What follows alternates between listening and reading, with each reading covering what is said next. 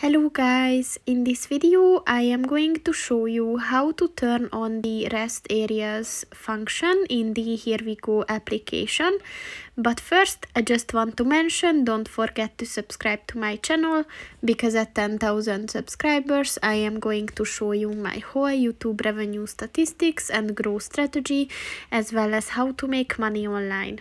Let's jump into it. First of all, open the application on your phone and then drag the section at the bottom of the page up to see more functions. And at the account and settings section, click on the settings button. And at the navigation section, look for the rest areas button, which will show rest areas while driving on highways. So if you want to enable this function, just click on the white circle next to it, and once it turns blue, this function is enabled. So that's pretty much it for this video, guys. See you in the next one. Goodbye.